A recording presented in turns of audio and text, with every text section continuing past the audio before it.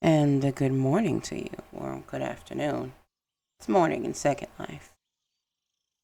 There are some things I just kind of have on my mind.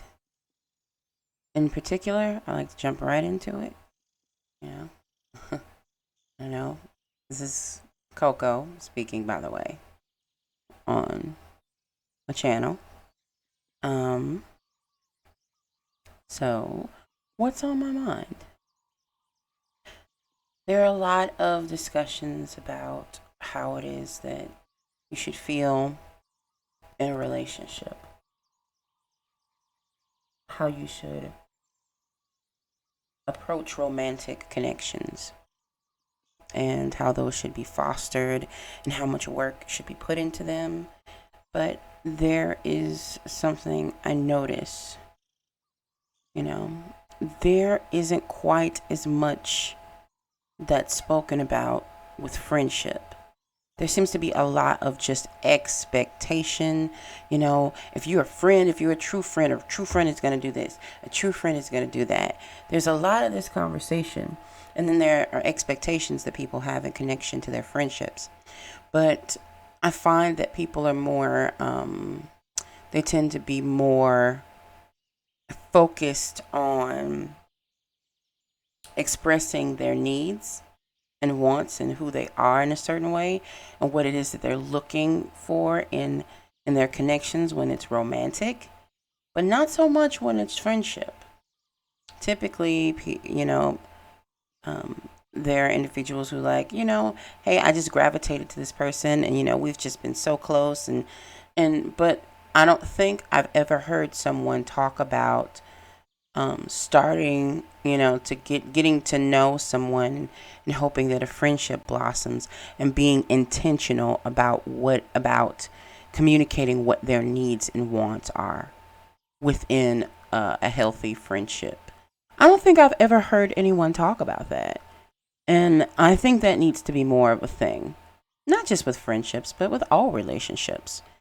There's society seems to have this thing going on where people talk about the shoulds and the coulds and the woulds openly, but there are other things that happen that are unspoken, and also, um, yeah, there just seems to be all of this communication that isn't being communicated. I guess. I'll take me for example. Um, I have had in the past because it's a pattern that I am acknowledging and I am fixing currently of when a significant friendship or platonic relationship ends. I'm searching to fill that void and pain. So I'm when I meet new friends, one of those individuals, I might click with the hardest or more for one or multiple different reasons. And I kind of go with the feeling of the friendship. And I notice things about them that I enjoy and things that I'm not super keen on, but I don't pay attention to the things that I'm not super keen on. And I don't pay attention to, or I didn't rather, because that's not something I'm going to do again. But I didn't pay attention to the things that might not go well for me. Um, I'm going to label them as pink flags. I didn't pay attention to those pink flags because I thought, there's hope, and I really, really love being around this person. There's something that is very engaging and wonderful and great about this individual, and I want to continue to see where this goes. But in that, there is a place where there is no conversation of, okay, what do we do with these pink flags? What is it that I need to have in order for me to be able to continue with this friendship? How are we going to move forward amicably? What do you need? Can I supply that? Can I be that for you? What are my views on things? Very important things. And what I see tends to happen is that people kind of fall into friendship the way they fall into love. And I'm a person who doesn't believe in falling into love. I believe in walking into love, and I don't believe in feeling butterflies, because I feel like butterflies is uncertainty. More than, I would rather feel kind of like, be like, look, I'm scared as fuck because I'm not feeling butterflies, and everything is so natural with you, and I don't know how to deal with that because everything else has been butterflies. This is so natural to me that it's almost scary. That seems not logical to me. Not butterflies. Butterflies has always been a precursor to some fuck shit for me. So I don't trust when I get a butterfly. When I feel butterflies, it's a no for me. I gotta pause. Everything is halt. Stop. Butterflies. Why is my body telling me to be aware and be hyper aware of what's going on? Pausing. Let me figure out why I've got these butterflies. So I feel like a lot of people fall into friendships. I propose that when you're getting to know someone, you have those deep conversations. I see so many people place their friendships, and these are friendships that they consider pivotal, on fluff and fuckery.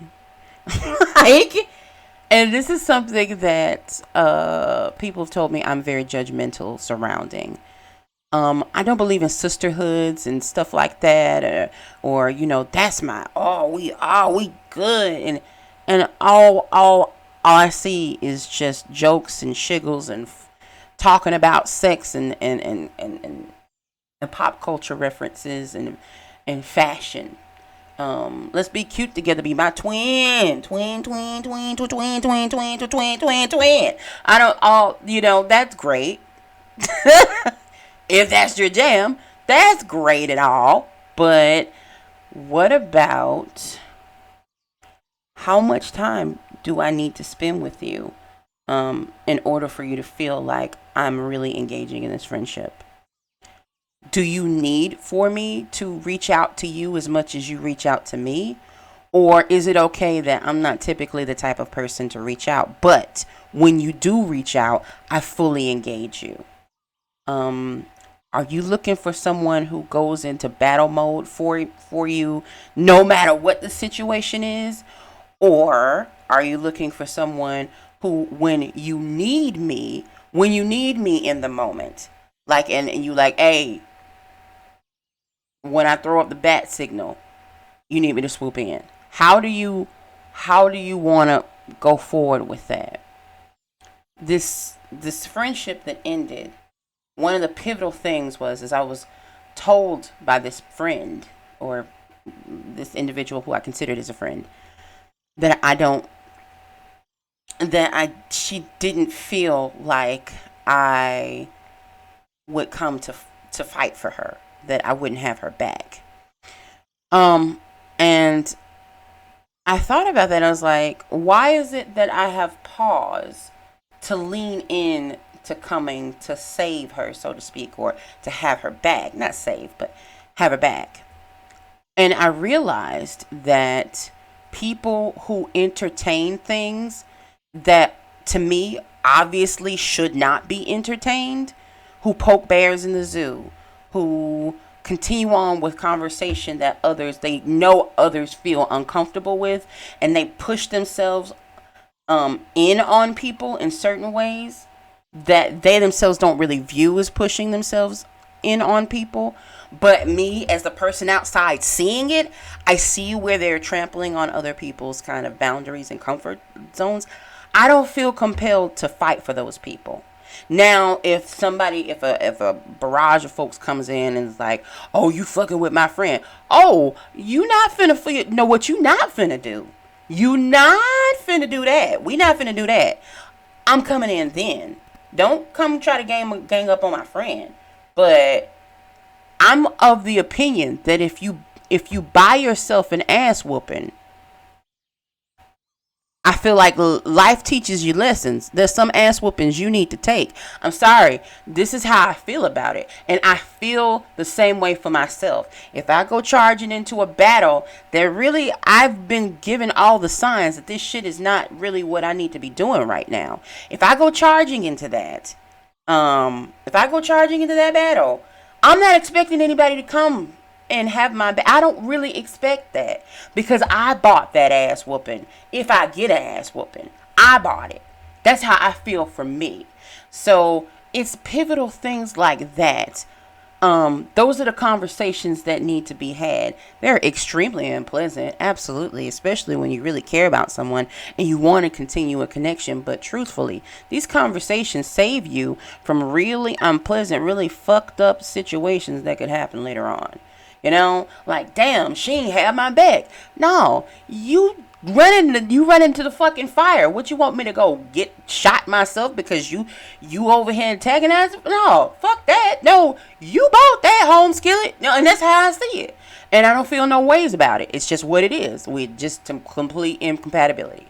So like, and sometimes we got, I think there's a difference between trauma bonding and then there's and talking about how your traumas will impact each other. Sometimes we can see how someone's traumas kind of shift how they move. Are we cool enough to talk about that? Are we cool enough to kind of unpack that as it happens? Or do we just kind of say, oh, say a little bit of it and then just kind of put it in the back, and then later on we see how that instance, kind of resurfaces, but we don't really get into it, and it just kind of sets a base of uneasiness for the rest of the relationship. Things of that nature. I really believe that all relationships that are worth um, that have longevity and that we consider to be our most important relationships need to have that ability, that you for us to be able to dive into those things and talk about it.